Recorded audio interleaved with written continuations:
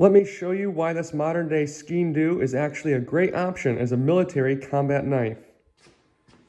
It weighs only 3.6 ounces and has a 3-inch blade, but it'll still cut through a free-hanging 1-inch rope.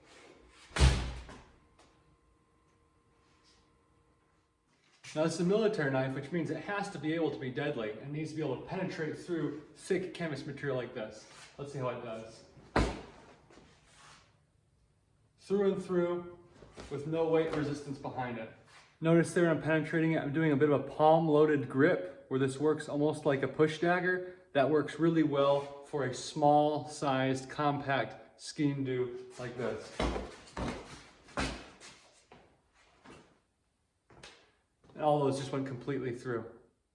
The small size of the Sgain Duhb has historically been an advantage, not a disadvantage to it.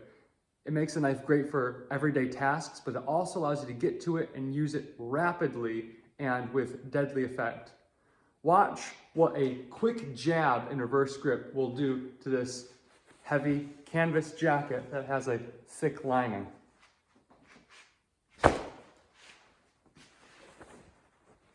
Here's your exit, here's your entrance.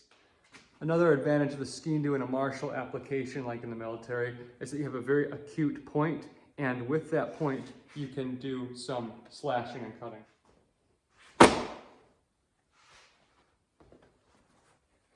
So we cut in here, right through our leather label there, and deep into the jacket. Just to help you understand the significance of that slash, here's my brand new Bark River knife, Bravo 1. I bought it for testing purposes. Look how this knife compares when I attempt to use it to slash the canvas jacket.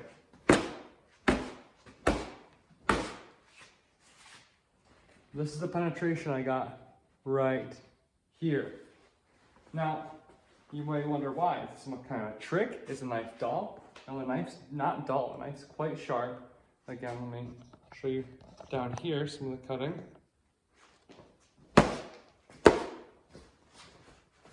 It's not getting through. Why is that? Well, it's really simple. It's because the point is up here and the belly is down here. As the knife comes, the belly hits wider surface area and it slides off the material. When you slash with a Sgain Duhb, guess what catches? The point catches first and it actually tears in, as you just saw. I slash with a Bark River. It's a great knife, but I put it there, and when you pull it down, it just slides past. If I want to get this to penetrate, I have to do something like holding it like this, and there. Well, I got some penetration because I entered with the tip of the blade, had to kind of hold it like that. That's one of the advantages of a spear point knife. People think it's only for penetrating. It's not. When it comes to slashing, point hits first, point tears, and it makes an opening for the rest of the blade to go in. So now I've shown you up close how effective the Sgain Duhb can be if it's used as a weapon. But when would be an occasion to use it like that? Well, the way I picture this knife being used in a military context is something like a tool to protect your primary or secondary weapon. And by that I mean, if you are tangled up close for one reason or another, and your primary or secondary weapon become not so useful at that range, this can be drawn, it can be used to make space so that you can go and re-engage with your other weapon. That's the idea behind a really small, light, and compact fixed blade like this. I've designed a little drill to kind of show how this might play out and just give an example of how this can be used in a situation. Take it for what it's worth, but here it is. Hey guys, just a quick disclaimer before you see this drill. I backed up to about 7 yards when I shot that steel in the video. That's a little bit close. Most people say 10, some say 15. I've heard a few say 7 is okay, but I was a little bit close there. And the second issue is I have forgotten my eye protection. So if you noticed that in the video, I noticed it as well. Don't plan on doing it again. So there you go. Just wanted you to know that I know that that wasn't the best idea. All right, thanks. Here I'm going to illustrate how the peregrine on this military style tactical belt can be used as a means to retain your weapon. So the drill will be someone's going for the weapon, I block it, and then counter with the peregrine. See how it goes.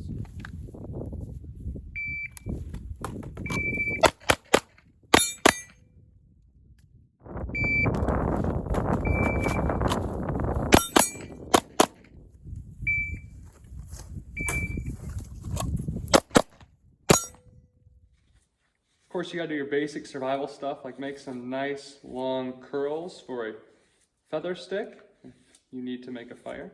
Of course, you wanna be able to throw a spark with your fire steel as well.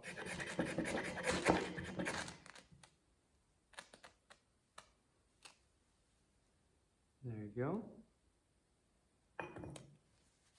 Now let me close with some of the finer details about this knife that you're not able to notice during the demonstrations.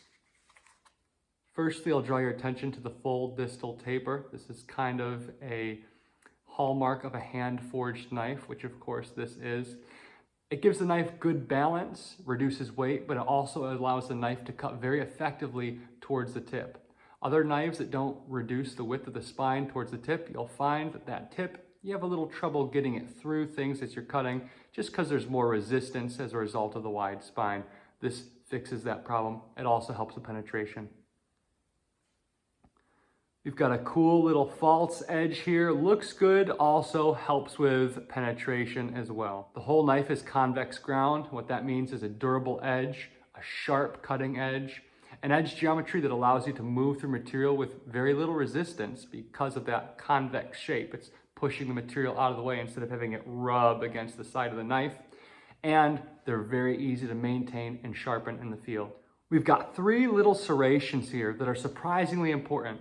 Sometimes if your knife isn't fully sharpened and you go to cut a smooth surface like a jacket or saran wrap or a tomato, there's nothing to really bite into that surface. But when you have these serrations, just that little extra surface area there can make the incision you need for the rest of the blade to move in. I really like these, again, when it comes to food prep and cutting tomatoes. That starts the cut and the rest of the blade follows the cut. So just a small run of serrations can make a big difference when it comes to that initial cut, that initial bite into a rope, a jacket, whatever it is you need to get through. This micarta handle is highly textured because I want to have maximum grip on this. So it's very grippy but not uncomfortable. Also notice the jimping up on the thumb ramp here, and then again jimping this way as well. This helps with retaining the knife as it's drawn from the sheath, like so. It also helps with retaining the knife if it's thrust into an object that is hard. You don't want to lose grip on your knife, so I make these knives very grippy. The handle is not overly fat and crazy, but it is very comfortable in the hand. Full hammer grip, it's comfortable. Kind of a more nuanced grip like this, very comfortable. You go into reverse grip, super comfortable in reverse grip. And as I demonstrated a little bit in the video, you can even kind of do this push dagger grip, which works surprisingly well. And it's not cutting into your hand because everything is hand done and rounded. I say this in a lot of my videos. I make handles by feel, not by sight. I'm working with them, I'm cutting with them, I'm feeling them as I'm making them. And so when I'm done, it's gonna feel exactly like it should. And a handle should look good, yes, but even more importantly, it needs to feel good in your hand, and these ones do. Furthermore, I've got a little lanyard hole there in case you want to throw paracord through there. It can be useful for retaining the knife or a number of other things. You've got that option if you want it. And again, being a full tang blade with a spine that's softened, an edge that's hardened, you can pretty much use this as a nail if you have to. You can put it on something, hammer on the back, put it in, split wood if you need to, pound it in, pry open a door if you need to, pound it through a metal door if you need to cut it open. These are tough and they can be put through the ringer, and full lifetime warranty. Anything goes wrong, send it to me and I'll make it right for you. And we gotta talk about this cool sheath. This is a leather Kydex hybrid sheath. This is what I've been doing for a while and people really like it. Military guys really like it. The leather on top is coated in beeswax, so it's totally weatherproof, but it has that retention of Kydex, so this thing is never going to shake out. It also has a classic look of leather, which I think people like. Now, the leather also has an added function in that it quiets down this kydex. When you have a strap or a carabiner or a hook and it knocks against this, it doesn't make that loud, tinny clack noise like kydex does. Carabiner rubbing against kydex, carabiner rubbing against leather. Carabiner clacking into kydex, and then the leather. Not quite as tinny, not quite as loud. So take that for what it's worth. I think when it comes to the rubbing, it's actually much quieter. And, quiet, less movement, less weight, that's all to the good. That's all raising favorable outcome probabilities. So these are designed to mount horizontally on a combat belt or onto MOLLE. And you do that just by opening up these straps, putting them through the belt, and it can accommodate a 2-inch combat belt like this one I'm about to show you. Mounted on a military style belt.